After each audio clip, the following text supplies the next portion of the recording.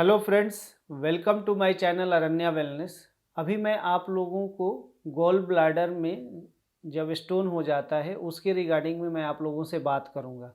तो इसके क्या होने का क्या रीज़न है वो मैं दो चार पॉइंट आपको बताता हूँ। वो आपको अपनी लाइफ में ध्यान रखना है। अगर ये सब चीज़ों को आप ध्यान रखेंगे तो आपको गॉल ब्लैडर में स्टोन नहीं होगा। और जिन लोगों को हो चुका है उसके लिए मैं आपको कुछ पॉइंट्स बताऊँगा। उस पॉइंट्स को डेली आप लोगों को लगाना है।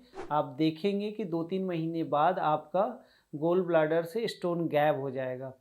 गोल ब्लैडर का ना जो स्टोन होता है उसका कोई रास्ता नहीं होता है कि वो निकल पाए। तो इसलिए हम जैसे-जैसे जो मैं पॉइंट बताऊँगा उसको आप लोग यूज़ करते हैं तो वो अपने आप ही वहाँ से रिड्यूस होकर धीरे-धीरे वो ख़त्म हो जाएगा। तो हमारा सबसे पहला कारण जो है वो हमारा खान-पान है। अगर हम लोग बहुत ज़्यादा तली हुई चीज़ें खाते हैं जिसमें कि मसाले का यूज़ ज़्यादा करते हैं, वो भी हमारा एक मेन रीज़न है गोल ब्लैडर में स्टोन का बनने का। तो सबसे पहले हमें अपने खान-पान में चेंजेस लाने हैं। बहुत ही सिंपल उबला हुआ खाना जिसमें कि बहुत ज़्यादा मसालेदार ना हो, उस तरह की चीज़ों को खाना है आपको, अपने रूटीन में सुधार करनी है। दूसरा जो मेन रीज़न है पानी। बहुत सारे लोग पानी का सेवन बहुत ना के बराबर करते हैं।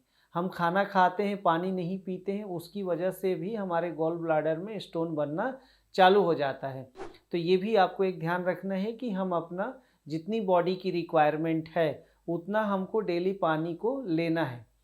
तीसरा रीज़न जो बहुत ही इम्पॉर्टेंट है, हमारी किसी भी कारण से हमारी ओबेसिटी जो है, वो बहुत ज़्यादा नहीं होनी चाहिए। जो हमारा बॉडी इंडेक्स मार्क्स कहता है, उसके अकॉर्डिंग हमारी बॉडी का वेट होना चाहिए। अगर आप इसको कंट्रोल करके रखते हैं, तो गॉल ब्लैडर में स्टोन के साथ-साथ आपकी तमाम और भी बीमारियों से आप उससे निजात पा सकते हैं, छुटकारा पाए हुए रहेंगे।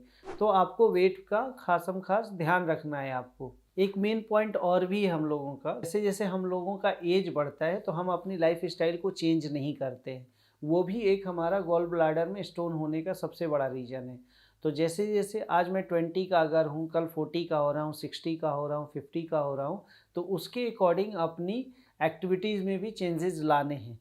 तो अगर आप अपनी एक्टिविटीज़ में चेंज लाएँगे तो उसकी बदौलत भी आप अपने गॉल ब्लैडर में स्टोन होने से बचा सकते हैं।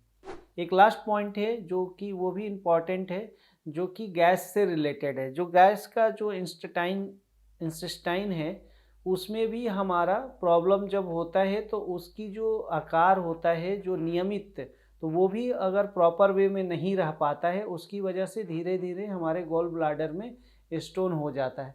तो ये सब मेन रीज़न है, ये सब चीज़ें आपकी लाइफ़स्टाइल से जुड़ी हुई चीज़ें होती हैं, ये बहुत बड़ी चीज़ें नहीं हैं। आपको अपने लाइफ़स्टाइल में सुधार करके आप इन सब चीज़ों से बच सकते हैं। जिन लोगों का अगर ये प्रॉब्लम हो गई है, हम आप लोगों को कुछ पॉइंट्स बताने जा रहे हैं, उसको आपको डेली फॉलो करना है। आप देखेंगे कुछ टाइम में आपकी ये प्रॉब्लम सॉल्व हो जाएगी। पॉइंट को जो मैं बताऊँगा उसके साथ-साथ आपको एक डायग्राम भी शो करूँगा, उस डायग्राम को देखकर भी, ताकि आपको हमेशा याद रहेगा कि इसी तरह से हमें पॉइंट को लगाना है और कहाँ पर लगाना है। तो प्लीज़ आप लोग इसको फॉलो करिएगा, जिसकी वजह से आप लोगों का गॉल ब्लैडर स्टोन जो है वो हमेशा के लिए ख़त्म हो जाएगा। Thank you. अभी मैं आप लोगों को गॉल ब्लैडर में जो स्टोन हो जाता है उसके रिगार्डिंग मैं आप लोगों को बता रहा हूँ। तो वो कौन सा पॉइंट है, आपको क्या करना है कि यहाँ से कॉर्नर से यहाँ से लेकर यहाँ तक एक स्ट्रेट लाइन। पहले तो आपको राइट हैंड लेना है। राइट हैंड में छोटी वाली फिंगर जो है वो हमारा स्मॉल फिंगर, उसको चूज़ करना है। चूज़ करने के बाद हमारा जो फिंगर है, इसको सबसे लास्ट वाले पॉइंट पर आपको स्ट्रेट लाइन जो है एक खींचनी है सबसे लास्ट में। इसको अगर आप चाहें तो 3 पार्ट में बाँट लें। 1 बीच में पहले सेंटर, फिर उसके बाद एक लाइन और फिर लास्ट में। तो लास्ट वाली पॉइंट में जहाँ से मिडिल वाली जॉइंट है और जो अपर जॉइंट है उसके बीच में एक लाइन आपको स्ट्रेट खींचनी है। खींचने के बाद आपको क्या करना है कि इस तरह से जो बाकी वीडियोज़ में मैं आप लोगों को बताते आया हूँ, इसमें मैग्नेट या सीड्स लेने हैं। एक मैग्नेट आपका ऊपर वाइट होगा, 2 येलो होंगे सेंटर में और एक वाइट नीचे होगा। तो इस तरह की चीज़ें आपको करनी है। और इसके साथ-साथ मैं आपको डायग्राम भी दूँगा। डायग्राम में आप इसको देखकर आप ईज़ी वे में लगा सकते हैं। आपको उसमें क्लियरली दिखेगा। तो अभी हमने राइट हैंड का स्मॉल फिंगर लिया, 3 भाग में बांटा, जो लास्ट वाला हमारा जॉइंट है उसमें।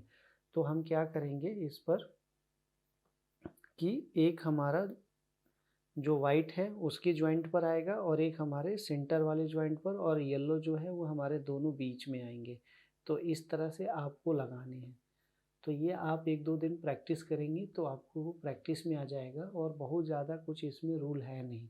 सिर्फ आपको, अब मैं उसको थ्योरी नहीं बता रहा हूँ कि क्या ये वर्क करता है, कैसे करता है, आपको कुछ नहीं करना है। जैसे मैं बता रहा हूँ, सिर्फ आप इसी तरह से मैग्नेट का खाली सिर्फ ध्यान रखना है कि मैग्नेट हमें वाइट और येलो का कॉम्बिनेशन जो मैं आपको बता रहा हूँ और जैसा कि डायग्राम में दिया रहेगा उस तरह से यूज़ करना है।